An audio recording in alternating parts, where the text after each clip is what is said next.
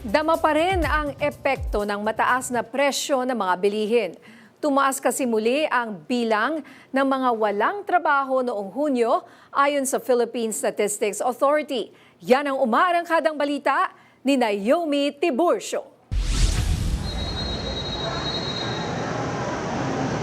Bahagyang tumaas ang bilang ng mga Pilipinong walang trabaho nitong Hunyo ayon sa Philippine Statistics Authority o PSA. Mula 4.8% noong Mayo, tumaas ito sa 4.9%, katumbas ng 2.59 million na mga Pilipinong walang trabaho. Pinakamaraming nagbawas ng empleyado mula sa mga wholesale and retail trade, motor vehicle repair, fishing at construction. Ayon sa PSA, apektado pa rin ang mga ito ng inflation lalo na ng mahal na petrolyo.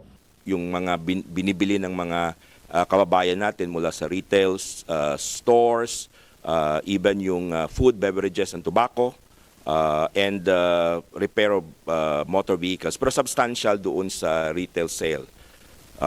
Posibleng may impact yung ating elevated inflation. Mahigit 50 milyong Pilipino naman ang naitalang may trabaho. Pinakamaraming nadagdagan ng empleyado ang mga hotel at restaurants, call centers, mga ahensya ng gobyerno at mga paaralan. Bahagyang nabawasan naman sa mahigit 6 na milyon ang tinatawag na underemployed. Sila ang mga empleyadong nagtatrabaho na mas maiksing oras at naghahanap ng dagdag na mapagkakakitaan. Malaking bahagi ng mga nasabing paggalaw sa datos ang tumaas na labor force participation rate o yung mga aktibong naghahanap ng trabaho. Out of those 832 na dagdag sa labor force participation, 184 ang employed. Ang karamihan sa kanila, unfortunately, unemployed, 639,000.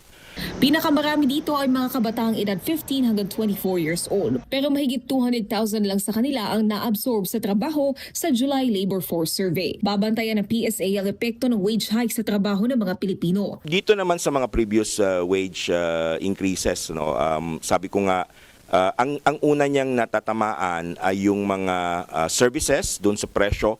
Dynamic kasi yung labor market natin, so pwedeng lumilipat sila sa ibang mga sektor.